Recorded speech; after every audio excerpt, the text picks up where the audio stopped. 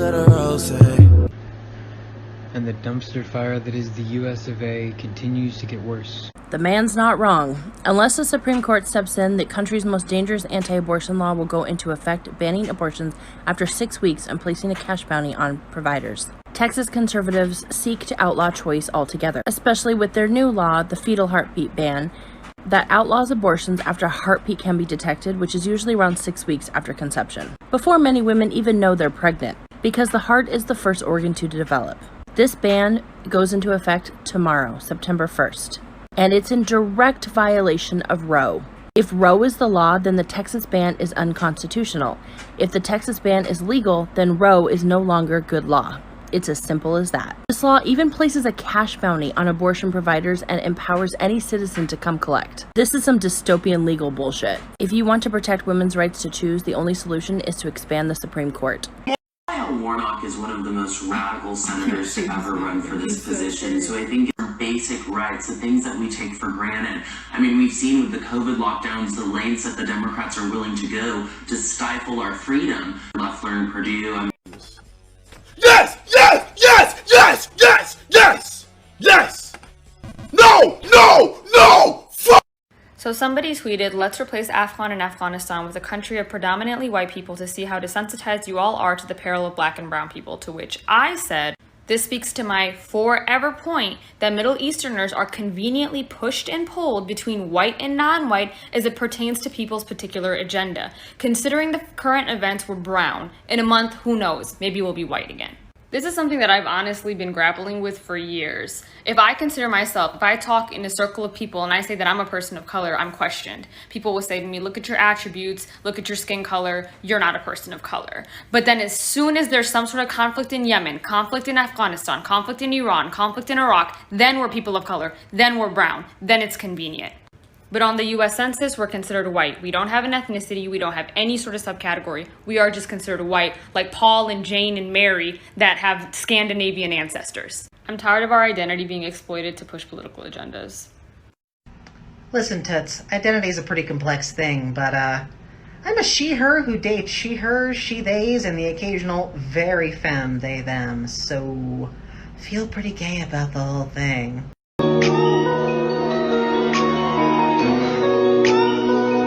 I've never once heard someone think of like a really good disagreement. Like, can you name one? What disagreement do you have?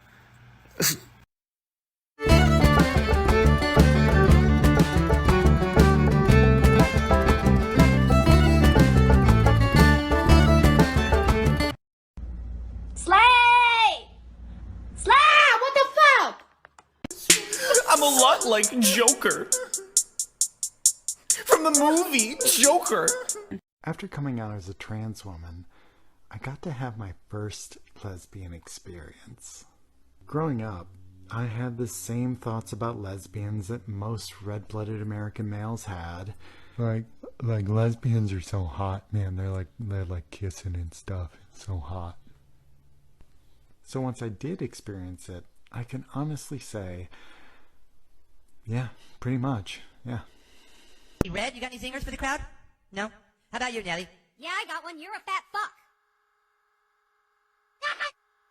Sorry I didn't say hi at the show. Sometimes I can get really shy around girls I really like. After the Democratic Party rat-fucked me once again, I've decided to focus on my lo-fi beats. I've been making some real bangers recently. Do you have a Juul or do you smoke traditional cigarettes? I know you smoke one or the other. You have that vibe. Would you like to come back to my apartment and listen to my lo-fi beats? I actually just purchased a bed frame.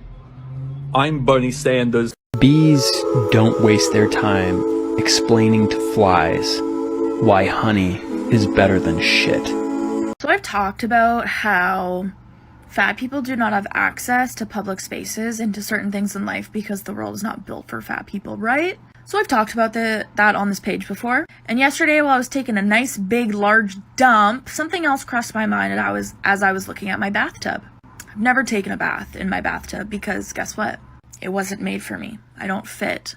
And I think that's sad Because, like, I grew up in sea cadets. I love the water. I literally did swimming lessons until I was 14, maybe. Like, I almost got my lifeguarding, whatever the fuck it's called. Point is, I really enjoy water and swimming and sailing and all of that stuff.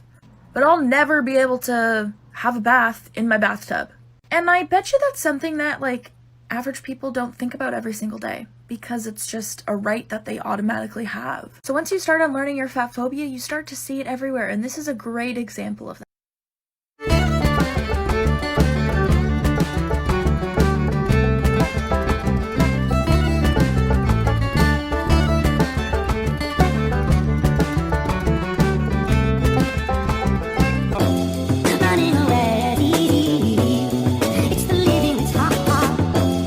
I can't talk right now. I'm doing hot girl. Fuck being good, I'm a bad bitch. Oh shit, we ain't never getting out of this damn panoramic. Come on, but you don't jump off. So watch yourself. Fuck around and get beside yourself. I know. Father, your word says where sin is, your grace. We can safely assume that this video was taken somewhere in the United States. Definitely a large urban city. Who knows what the political affiliation is? But I saw so many comments from Republicans agreeing that this was at the behest of Democratic policies and Democratic politicians. But they make the mistake of attributing this to socialism. They'll say that the Democrats are turning our country into socialism. Whatever that means. But what they won't realize is that Democratic and Republican politicians are two sides of the same coin. Two wings on the same imperialist capitalist bird. They'll say that Joe Biden is ruining this country, and I'd agree with them, because he's displacing people by upholding capitalist policies. In the same way that Trump did, that Obama did, that every US president did before him. They won't realize that this is inherent in capitalism. These are the late stages of capitalism. People can no longer afford to live.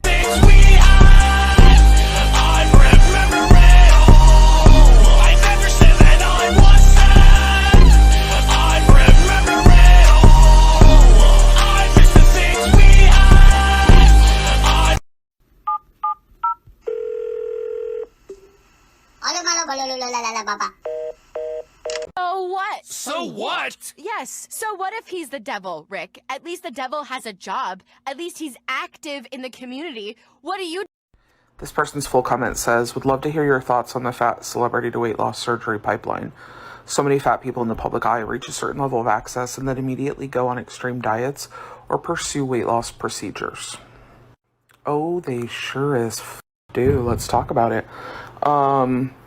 This is actually something that bothers me a lot. You see this happen a lot, and I think it's a combination of things. I think that fat folks, especially fat women and fat AFAB folks, go into Hollywood and are not ready for the onslaught of comments about their body that happens when you are a celebrity. And that pressure combined with having more access, more privilege, and more money means that you're more willing to do extreme things to look differently. This happens with a lot of fat celebrities, most recently Rebel Wilson.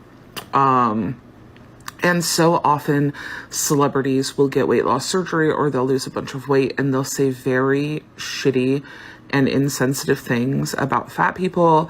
They will say a bunch of generalizing comments about fatness and health, about food consumption and health. They will really lean into all those stereotypes, and I think that it's really problematic and really fucked up and hurts a lot of people. And this happens a lot with celebrities that are like proud to be fat and then they lose weight. And it's like, well, how proud of your body were you if you intentionally made it smaller? And it's not like these folks are like focusing on specific health goals or endurance goals or things like that. They frame it in a way that sounds like that, but that's never the case. They are always focusing on weight loss, and it's so clearly evident. And it's really fucked up, honestly. I'm really, really over celebrities who are like fat and proud, who get very popular and reach a certain level of popularity and then decide to lose a shit ton of weight and wax poetic about how all fat people can just lose weight if they try hard enough or believe in themselves enough or work hard enough or whatever. And it's like, no, we don't need to give ourselves eating disorders or body dysmorphic disorders to make you feel more comfortable with our size. Like, it's a problem, and I could talk about this for so much longer than 3 minutes, but yeah, this is a problem that it's really f***ed up, and it really, really hurts a lot of us. Thanks for asking.